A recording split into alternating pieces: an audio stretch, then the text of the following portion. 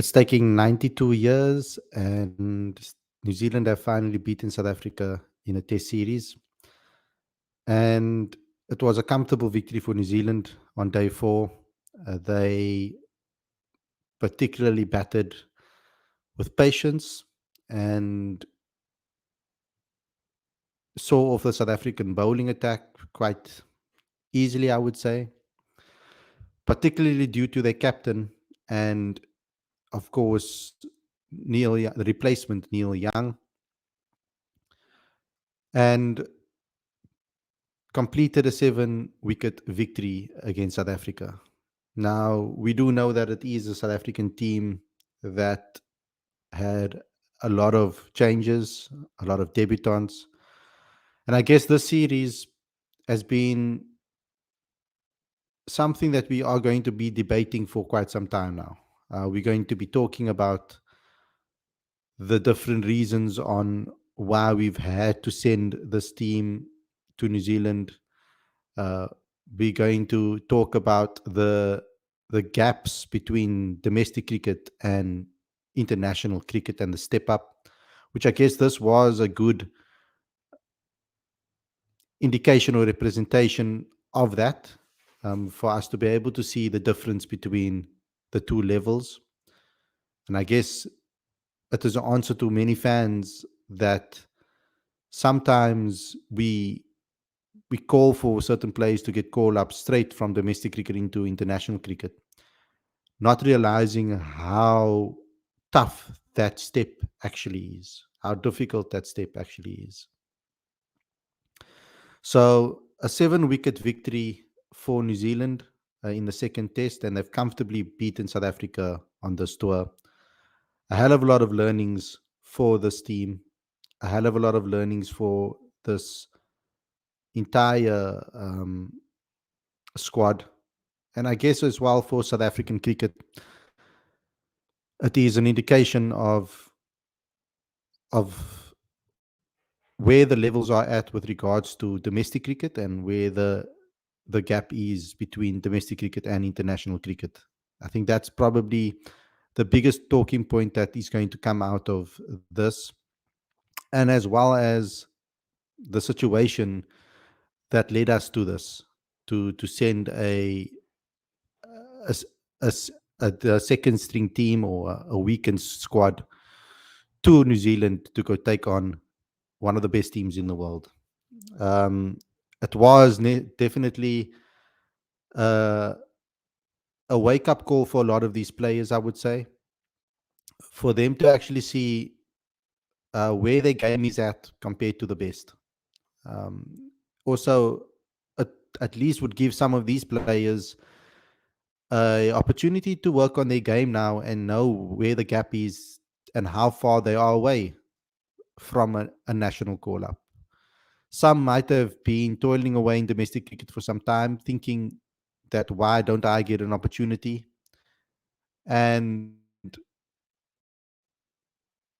this could definitely have been the answer to that. Um, Knowing where their levels are at and how far they are away from this particular from this level of cricket. Um, there's not too much, I guess, to discuss on this match because it was a dominating performance from basically two players that took New Zealand over the line quite comfortably. And we really had wickets from one player, a player that got a lot of criticism for being selected in this particular squad.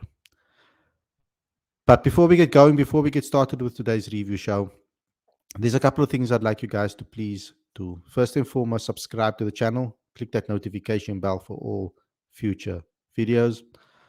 I'd also like you guys to please subscribe to Cricket Fanatics Magazine monthly. Every issue is 100% free, straight to your inbox every month. The link is on the screen as well as in the description for you guys. We do produce a magazine every single month and put a hell of a lot of hard work and effort into it. So please support it and subscribe to it when you can. And we've also launched Cricket Fanatics Magazine Business Corner. This is obviously to help small businesses, medium businesses market their business effectively and affordably to a cricket audience. But I feel that it can also help businesses that don't necessarily have a cricket audience. They can still get value out of this. So send this to any entrepreneurs, send this to any business owners, startups that you know. Let them get into a conversation with us, and we can see how we can help them grow their business in this difficult digital climate that we live in. So go ahead and go to the link on the screen and as well as in the description. So without further ado, let's get straight into today's video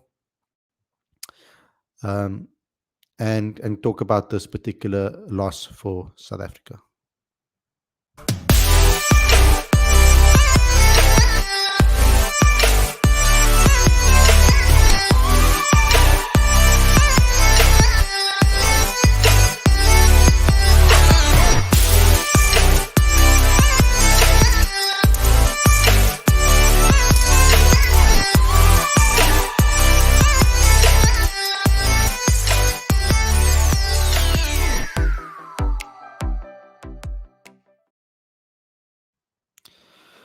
A very good morning. Welcome to Cricket Fanatics Magazine. This is your review show. I'm your host, Khalid, and this is the show where we talk about all things South Africa versus New Zealand, the second test, day 4.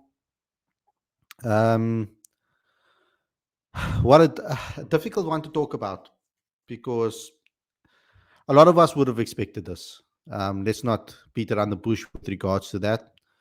Uh, I don't think many people actually believed that South Africa could win this convincingly, of course, or comfortably. Some might have thought or believed that we could um, get a victory here and there, or scrape through a victory, or fight back and show a fight. But we couldn't stop New Zealand from winning their first ever Test series um, against South Africa. 92 years record has been broken, and it is quite a shame that we had to give up that record uh, for money, basically. I would say, because the the SA20 was great for entertainment. It was great for South African cricket from a promotional perspective of getting cricket back onto people's minds, and get people to talk about cricket again and supporting cricket again by coming to watch games in the stadium. But we know that this tournament was very important because of the monetary value that it has for cricket in South Africa. We know that we are currently sitting with a very difficult situation where CSA is in financial strain. And unfortunately, Test cricket isn't making as much money as the shorter format. So it's something that we kind of have to accept. There are many angles that are true. There are many angles that we need to discuss along this, but I'm not going to leave this for this show because I want to stay true to the topic of South Africa versus New Zealand and this particular Test series. So what happened? We know that we took a wicket towards the end of the day yesterday, and to the end of the day on day 3. And there was a little bit of obviously hope. It was 40-1 New Zealand were overnight. And the aim would have been today to take quick wickets, at least 2 quick wickets, to put the pressure back on New Zealand. And the prize wicket would have been Kane Williamson, of course. And the other one was obviously Ravindra, who we spoke about, who's got 240 in the first test.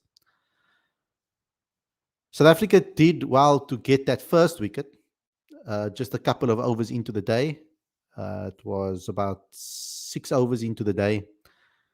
We managed to take that first wicket with New Zealand 53 on 53. I mean, only adding 13 runs, and we struck. So obviously, naturally, there would be belief in the side that we can do this. And it was Ravindra that went out to Pitt, who bowled very well throughout this Test series and deserves some congratulations for the way he performed. But after that, New Zealand truly showed the South African batters, particularly, how to play Test cricket and how to bat and concentrate for long periods of time. Will Young and Kane Williamson were superb in their approach. They never took anything for granted. They never allowed complacency. They stayed true to what was needed in this test match on this wicket. And that is an indication of the balls that they faced and the minutes that they were out there in the middle. Kane Williamson, 362 minutes, 260 balls faced for his 133, really proving why he's the best batter in the world. Will Young, 208 minutes, 134 balls faced for his 60 to take New Zealand over the line and win comfortably with a whole day left to play.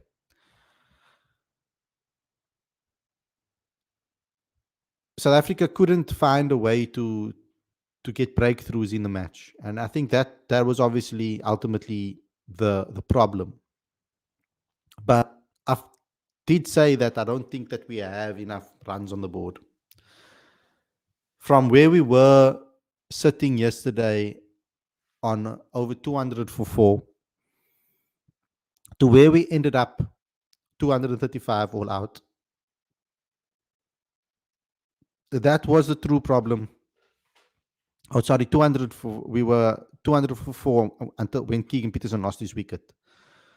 So the collapse was a major problem when it comes to this particular match. It's clear to see that the collapse was a problem and the batting was an issue on this tour.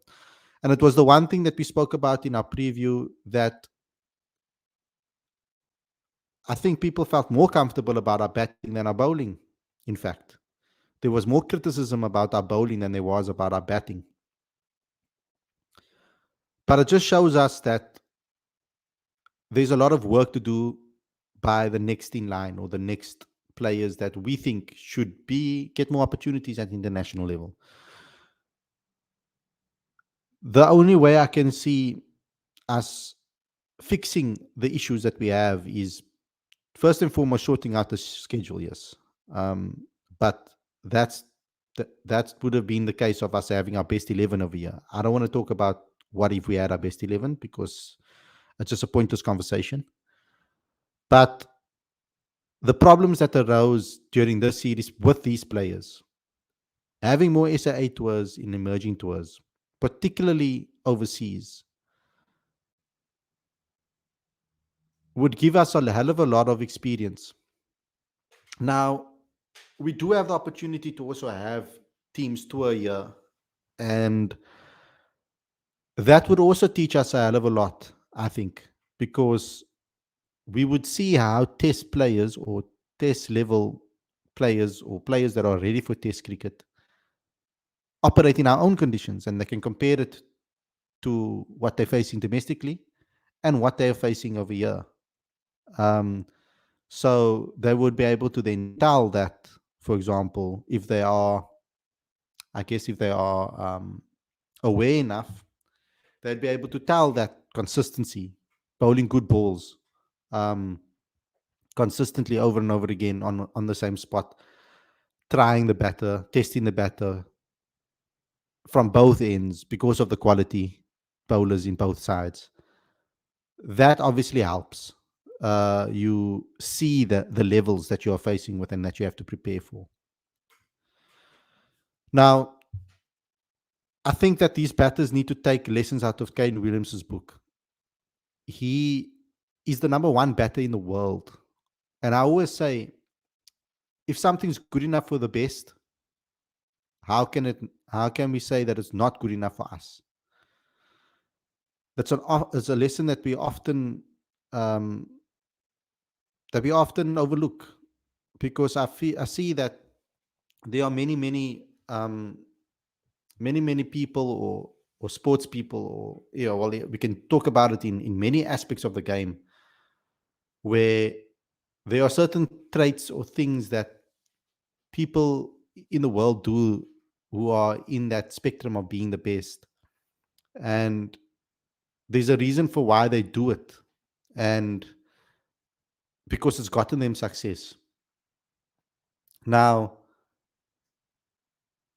when you are an upcoming cricketer, or you are a cricketer trying to grow your status in the game, or trying to find your spot at the highest level, there are certain things that you can learn from the best, and Kane Williamson was literally the example.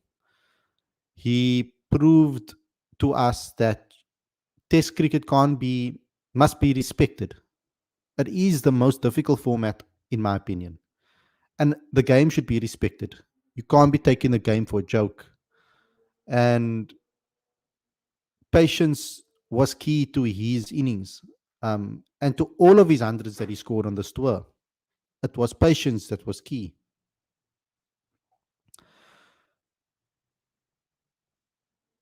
Yes, he scored a magnificent 100, but also South Africa didn't have enough on the board. And I feel that also we could have rotated or used our bowlers maybe slightly better, to keep the pressure on New Zealand and make it harder for Kane Williamson to play that style. Uh, there are certain fielding positions that they could have made, maybe fielding changes that they could have made to force Williamson to play a more attacking game. But he is a brilliant batter, and he probably would have found a way around it.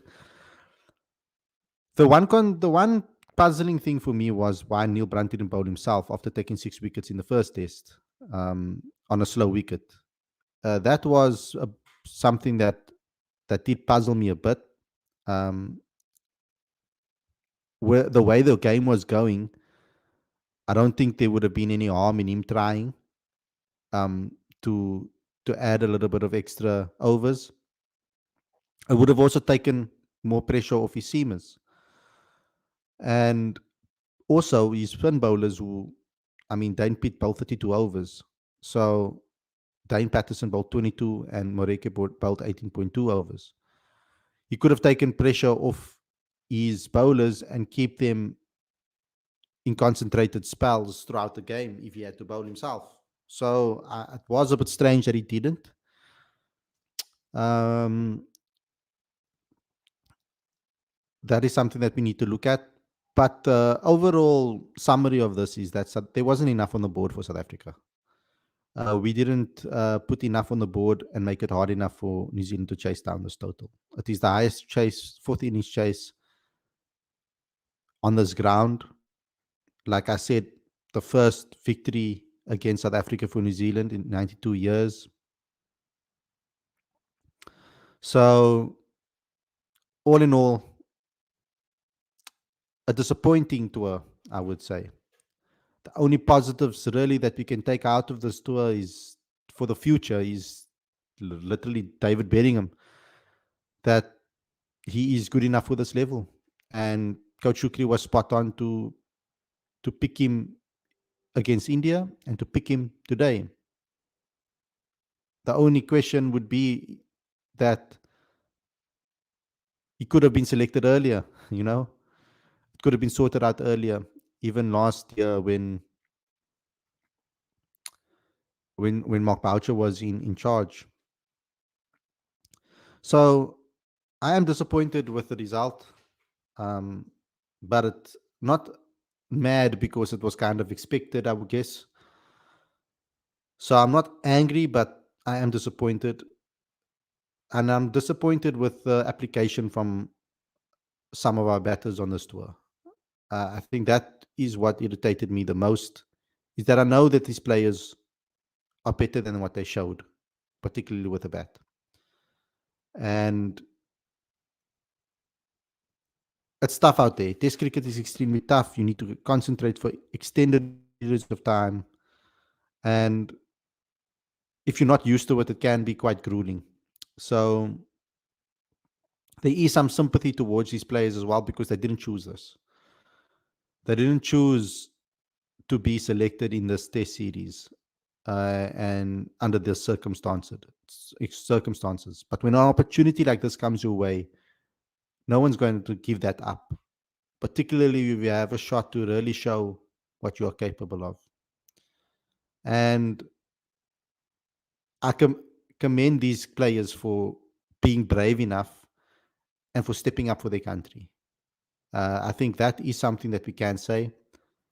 And I sympathize with the coach and the coaching staff for being put in a situation unwillingly, because this has really kind of halted our progress. You know, um, Coach Shukri is trying to build something in the test squad and trying to build something positive for the way forward, and that is has been hindered by this situation that we found ourselves in. But yeah, the series is now done and we can now move forward. There's domestic cricket happening back again, and we're going to be obviously preparing as well for another T20 World Cup that's going to come mid-year. So there's going to be a build-up of series as well leading up to that, for that particular series, and as well as the end of the domestic campaign will be coming our way. So let me get into the live chat and see what you guys have had to say. Gaurav saying our fielding has been horrible. When we are we going to talk about that? Dropped Williamson so many times throughout the series. Yeah, I spoke about it on every single review show. I don't think there's much more that I could can speak about around that. The fielding needed to be better. There needs to be a. That's the one aspect of the game that you can control, and it's the easier it's the easier part of the game to train and to work on.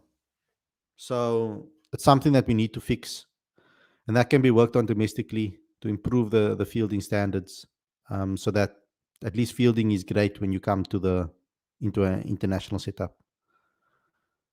Koraf says this was a one-sided innings, 100%. Khalid, is this the first time New Zealand has won a Test series versus SA? I don't remember them winning yeah, this is the first time in 92 years. Obviously, we don't count before readmission in South Africa. Hamza had chances he wasted his chances. SA20 will be there next year. That time we will have international matches. Wesley says, for me, the game was lost when we lost 32 for 6 in our second innings. 100%, that's where the game was lost. We worked, and once again, it's a common thread within this in the series so far with our players and within the match situation. We did all the hard work and got halfway there, and then there's something just triggered a downward spiral. And that's been the consistency that has been here throughout this test, with players as well, doing all the hard works, fighting, and then a loose, unnecessary shot played. And more thought needs to go into it as a player, but it's hard. You can't deny that it's difficult. Hours and hours of concentration in the middle, facing good ball after good ball after good ball, can play on your mind, and also it can also play on your unconscious mind too. So it's extremely tough, and I understand that, but I feel that it is worthy to be, or it is fair to be disappointed at the way certain wickets were lost on this match, and particularly from our more experienced guys that have already played Test cricket and understand the level. I think that is even more disappointing.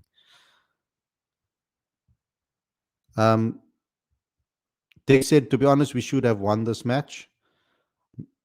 I mean,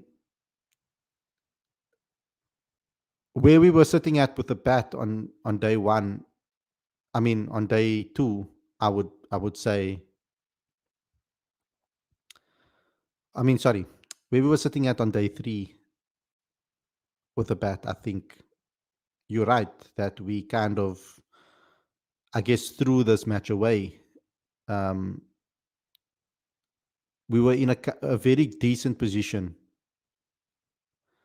at 200 for four, and then suddenly we just lost a whole string of wickets after each other.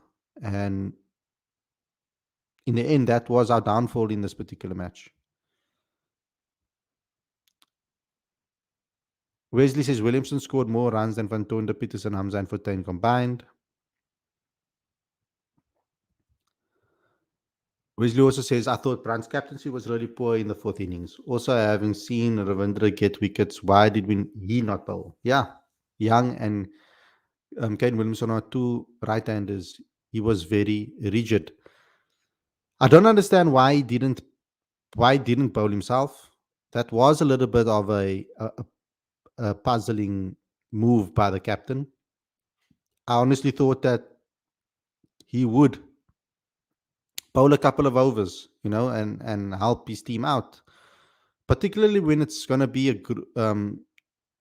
grueling day in the middle and bowlers are going to get tired. I mean, having an extra bowler that can bowl some spin to give some of the seamers a rest and the other spin bowlers a rest could have been a smart strategy. And especially after taking 6 wickets in the first test match, it baffles me why he didn't bowl himself.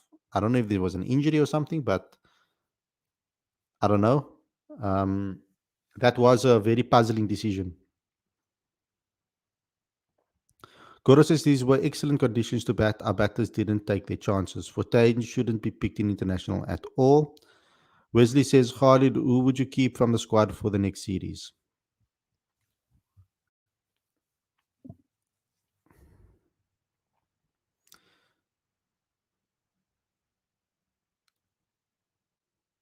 I think I'll keep David. Obviously, David Bedingham is already in the squad. And I'll pick perhaps Ruanda Swart as well. I think he did a good job. I mean, yes, Dan Pitt did a good job in this test series, but in the long term, when you have Keshaf available and you've got Simon Harmer and you've got um, the Bray Shamsi, okay, not in test matches, but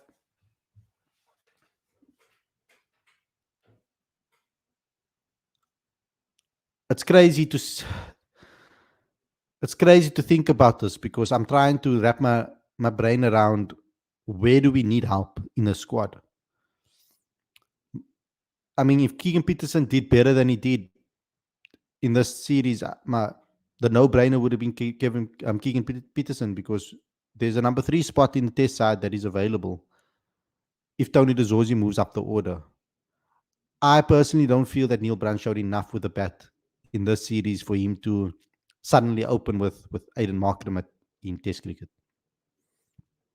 I really don't think he showed enough because if we think he showed enough, then we should say Keegan showed enough. And I know Keegan's more experienced Test level, but the only one that stood out to me was David Bedingham, that put up his hand. I would say that showed that he was ready for the step up. At least, I mean, he batted really well on this tour, and he showed that he's ready. So it is confusing that it's unfortunate that this trial for these players didn't work out. I think the next step that we need to look at is the next thing we need to look at is who are the next in line that were playing in the SA20. And I think that's where we need to look at that pool of players and give them chances now. And because their game should be further ahead than the ones that played over here. Texas feeling for Neil Brandman going to be first SA captain to lose against New Zealand. Wesley, the one positive we can take is the domestic players who felt they have been hard done by got a reality check of how hard Test cricket really is. So many domestic cricketers feel that they've been hard done by and when they haven't been selected. And I think this was a good message to the domestic players on how much harder they actually need to work domestically. That even if you score runs, a lot of runs at domestic level for years, doesn't mean that you are ready for Test cricket. You can still fail in Test cricket even with a good first class record. So I think what this did indicate is where the gap actually lies. And concentration for longer periods is important. Now, I know a couple of the teams domestically are playing a more attacking brand of cricket. They're trying to be a lot more attacking in their approach. And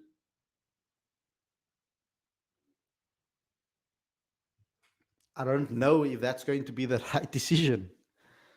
For them, domestically, it will be because there's options to score galore at domestic level. So you can play in a more attacking brand domestically if you want to win trophies, etc. But certain players for their development, um, to take that next step, it might not be that good of a decision. Now, look here, we are nearing towards the end of the domestic 4-day competition. And our South African Proteas players need to join the teams. They probably will join the squads and play. I mean, we do have some domestic fixtures that are currently on the way, underway. The Titans are playing KZN Inland. Western Province is playing the Warriors. Poland is playing the Lions. And Dolphins are playing Northwest. So to give you guys an indication on what has gone down there in some of the matches, Western Province were bowled at for 141 and 203. And Tony DeZorzi played. So our SA20 players are back and they're playing. Tony DeZorzi got a 35. Calvarena got a 15. Gavin Kaplan was the only one that scored real runs in the first innings. Then the Warriors, I mean, they didn't have a great response either. 111 all out. Tristan Stubbs is back. He got a 7. Matthew Bretsky's back. He was the only one that scored runs, 34. Jordan Herman's back, only got 12. Then Western Province batted again. And Tony DeZorzi got a 44 and then went out. It was bowled by Kruger. And they were bowled out for 203. Cal was out for 29. And the Warriors are currently 119 for 9. So something's up with that wicket. So it's a T20 wicket. After the SA20, that wicket is probably in shambles. So yeah, crazy game happening over there. Then in the match between KZN Inland and the Titans, KZN Inland scored 426 runs and Yasin Valley scored 124. And Malcolm Knopfel scored 90 and Keith Tudgeon scored 58 in that match to help them to 426. And then in the response, Matthew Kleinfeld and Joshua van Heerden are both at the crease, 147 not out, 81 and 59 from the two of them. And it's currently day 3.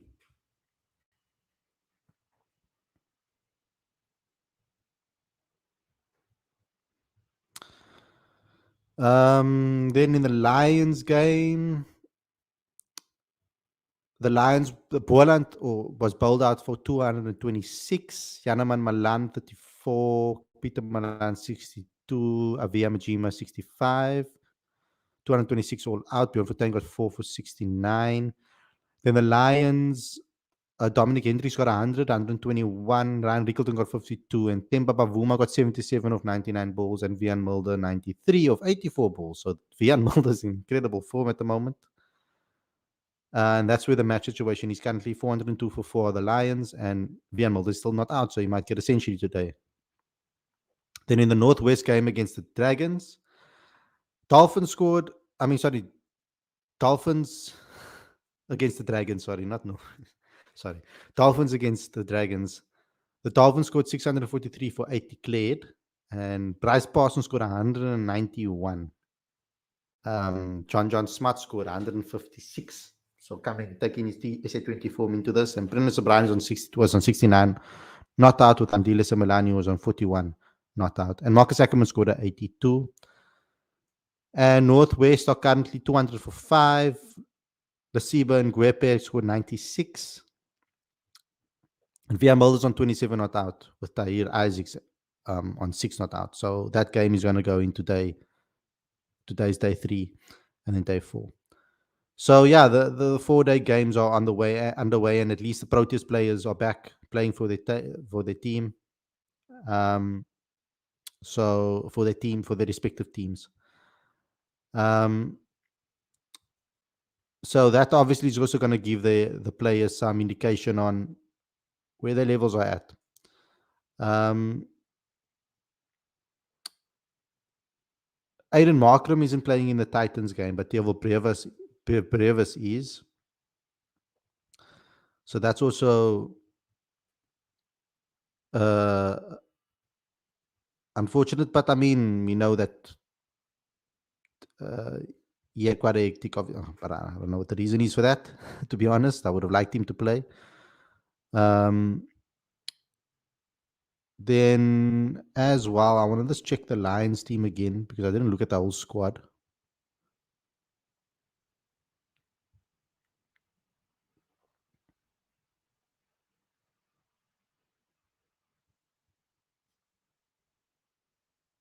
Yeah, no, KG is not playing either.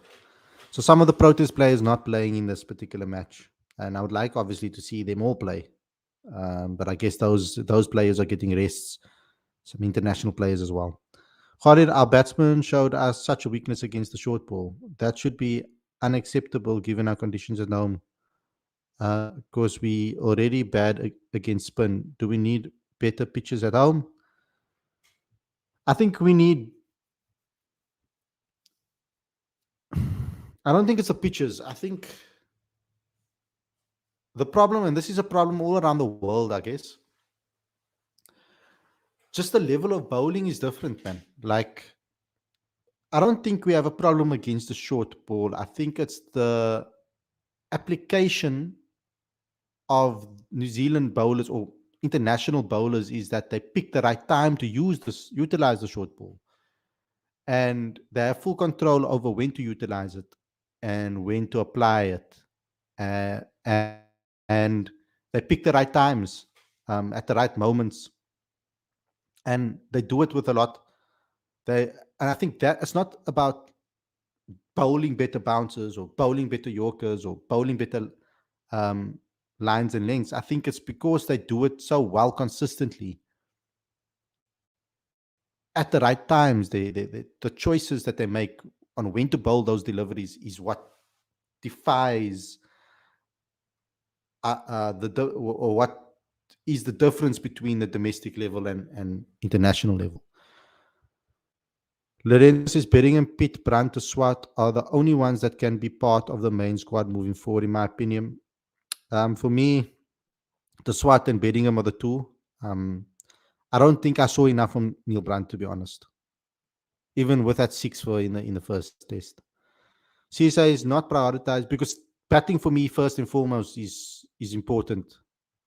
And yes, he got one or two good deliveries, but in the moments that he could have proven himself, I don't feel that he did enough. CSA is not prioritizing Test cricket, Khalid, and SA could have at least drawn the series with their main squad. Dex says Perez and Brandt and Ruan for West Indies and Brandt, the new partner of Aiden. Do you guys not think that there are other players in domestic cricket? I'm just posing a question here, just putting it out there. Do you guys not maybe think that there are other players in domestic cricket that should get a chance ahead of Neil Brandt as an opener? Just a question. The ones that played SA20, for example, I'm talking about. Lorenzo says KP and Hamza is a big no moving forward. Dex says Khalid, look at the chances Peterson got and compare that to Brandt. Yeah, no. I'm not saying I'm not saying we must be impressed with KP. I mean, it's been bad from him ever since that India series. Sanjay says now the legacy of not losing Test series to New Zealand is gone. If Bedingham had skipped this Test series, this would have been a bigger beatdown. Lorenzo says I wouldn't mind giving Brandt a proper go, but I won't select him ahead of someone like Ryan Rickleton. So that's another thing. So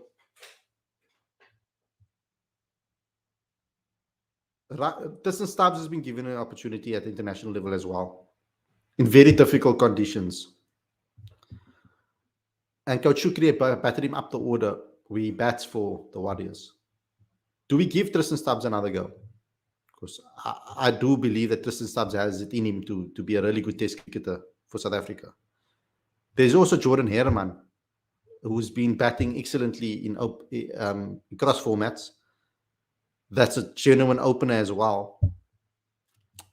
And then we have the option of a number 3 in Matthew Brzezinski, who's been excellent across formats.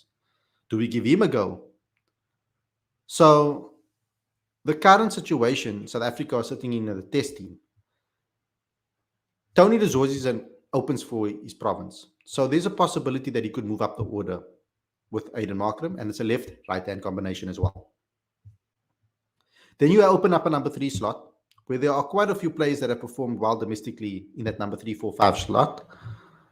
With Timba Bavuma at 4 and David Bedingham at 5, you are sitting with a very comfortable top 5, I think. Now, I think that there are some players sitting in SA20 that played SA20 this season that deserve a shot internationally. The question is, as fans, towards you guys as fans, is how much weight do you want to give to this series? That someone like Neil Brandt has stepped up as captain and went out there and got a taste of Test cricket. Do you want to test him? Because I feel that those 2 wickets dismissals where he was unsure when to leave the ball and not is an important is a very telling technical flaw. And not knowing when to leave and knowing when to leave. A Test cricket is something that you need to at least have in your defense needs to at least be solid. That's your basis. De Zorzi will open the batting with Markram, says Lorenzo. Brandt will open if selected. Don't think he is in contention with Ryan. Yeah, but if Ryan gets selected in the squad, you then move up players, which you can do. I mean, I wouldn't be opposed to Temba even batting at 3, perhaps, if that's the case. If you're going to bring Ryan Rickleton to 4 and then have Ryan at 5. I mean, bring David Bedingham up to 4 and then Ryan at 5 and then Carl at 6. That could also be another option. Sanjay says CSA should have cancelled the series. There is no point playing such a weakened team. This is the worst SA11 in my opinion, especially from the bowling point of view. And yet the bowlers didn't do too badly. Lorenzo says Dex de Zorzi is the most likely to open with Markram. Rumors had it that Brandt was all set to open in India series had Alga opted out of it. Wesley says, Khalid, do you think that think moving on from Alga for the New Zealand series was the right move. I think he's retiring because of Conrad, not because he wanted to. I would have wanted Dane Alga to stay for the New Zealand series. I've always been of that um, opinion. Um, and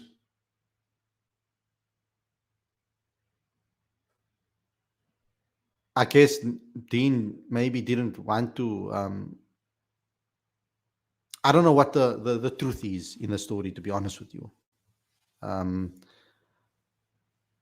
I don't think we'll ever know the truth between the two players. It will be player versus coach in that, if that is the case. So we'd hear from what the coach says and then we hear what the player says, and then we'll have to kind of draw our own conclusions on what actually happened between the two. But I would have liked Dean to stay for this test series. I said that ahead of the SIA selecting. And when Dean retired, Alga will be missed for sure. SA don't have quality openers currently. Maybe if Herman and Brevis picks, things may change. Now Deva doesn't open in first class cricket. He bats more in the middle order. Lorenzo says, I think the look of Brandt, I like the look of Brandt. He also offers you way more than just batting. So I'm sure no one will begrudge him if he gets extended run. Sanjay says Brandt and the Swat lengthens the bowling lineup and can be considered. Lorenzo says, I also feel KP has been back for 3 seasons now already. And let's be honest, apart from the Indian series, he did not deliver at all. He's also no spring chicken anymore. So I think it's time to move on. Tex says Brandt looked well in the second innings, got a brilliant ball of Rourke and also can bowl. And I understand that notion. I'm not saying that it's completely out of the question over here. Um, but I still do think that if the players in the SA20 were available, would Neil Brandt have gotten this opportunity? That's the question we have to ask to understand where they are at in that particular time. And I'm not talking about so if we had a situation where the Proteas had to stay, only the Proteas players had to commit to SA20, and the others that are on the fringes had a choice on whether they could play international cricket or not, would Neil Brandt have been selected at that point? That's where we have to see. That's where we have to measure. I don't think we measure him with the first 11, like all the main long stay Proteas players that have been there for a while. Lorenzo says the pitches was fine. We just lack mentality and don't know when to apply intensity with the bat and ball. Khalid, do you think whether we can still make the WTC final? It's going to be very difficult to do so. It's going to be extremely difficult.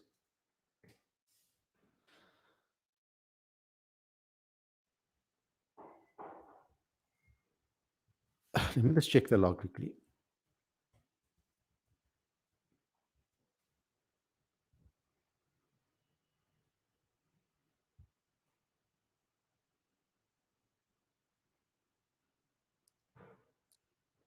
Yeah, no, South Africa's sitting 8th now.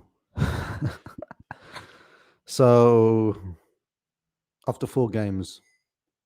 So it's going to be very, I think, almost impossible, to be honest. um,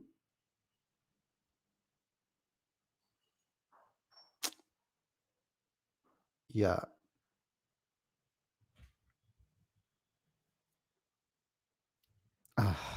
So that's frustrating. And the thing is that we don't even know.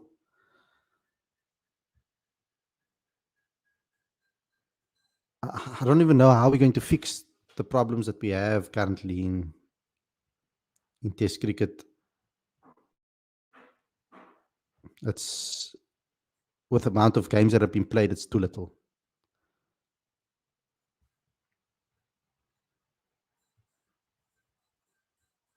Wesley says Parsons looks like a good young prospect. Yes, young prospect.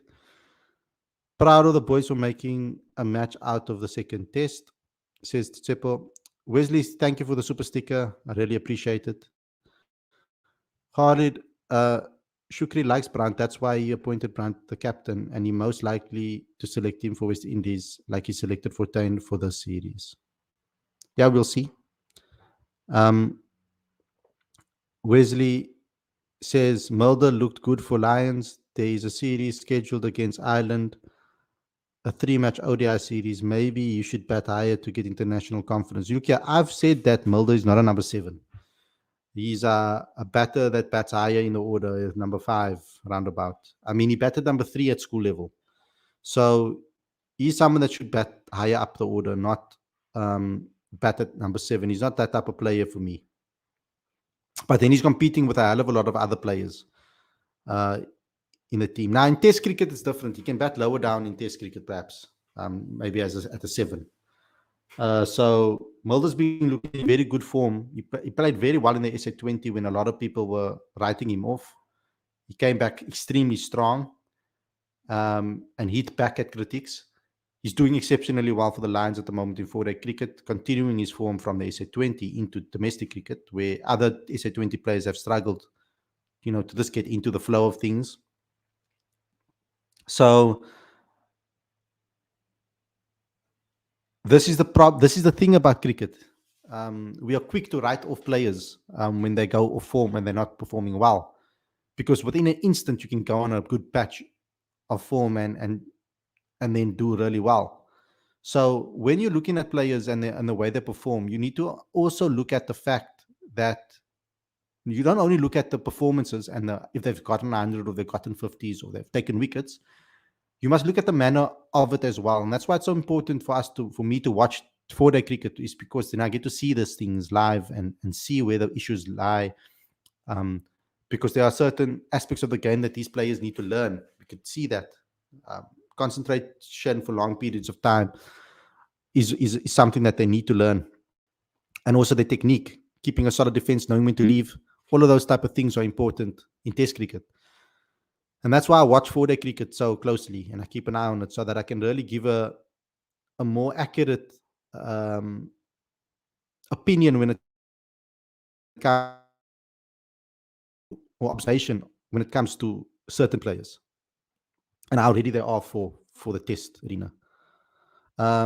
Lorenzo said, Rema needs at least one more season at domestic level, in my opinion. Players like Bretsky, Dezorzi, Rickleton are seasoned pros already. So, in my opinion, they are currently ahead. Yeah, and that's a good point. And for someone like Bretsky, he can come into the test side because he bats at 3 anyway, and there's a position open there. So, if Dezorzi moves to open with Aiden Markram. So, there's also a position open for Ryan Rickleton, I guess, to be back in the squad, but also he needs to show that form in 4-day cricket. Gaurav saying a lot of players have technical fault. I'm very scared for the West Indies series. They could beat us, says Wesley. Texas, West Indies cannot handle our bowling attack. The big guns will be back. Remember how they surrendered against Andrich the last time we toured there. And now we've got Landry Berger as well in the mix. Our bowling attack, our first team bowling attack is looking lethal at the moment, I think. So let's see how we fare in New Zealand.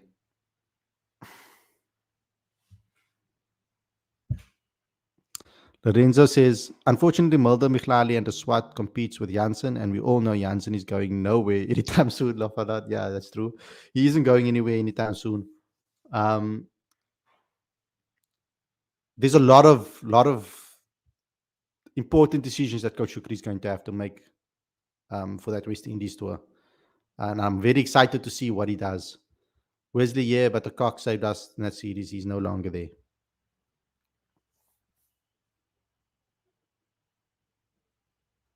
In what series?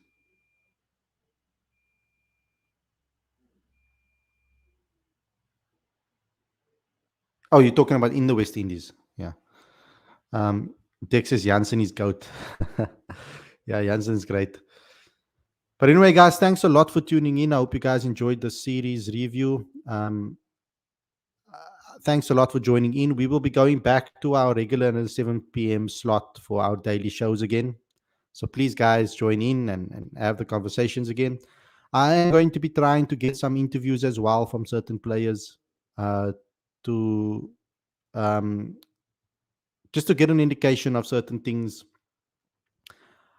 going forward. I like to provide an interviews, exclusive interviews for you guys, where you guys get to ask the players questions as well. So I'm going to try to be lining up a few going into the next week.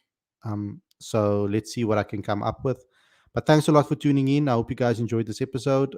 Don't forget to obviously subscribe and click the notification bell for all future videos. It's very important that you guys do so as we get closer and closer to that 5,000 subscriber mark. So please help me do that and share this with all South African cricket fans out there as well. Thanks a lot, everybody, for tuning in. Hope you guys enjoyed this episode, and I'll see you guys again um, for another daily show next week, Monday. Stay safe. Enjoy the rest of your evening. The rest of your day. I'm so used to saying evening. Peace out.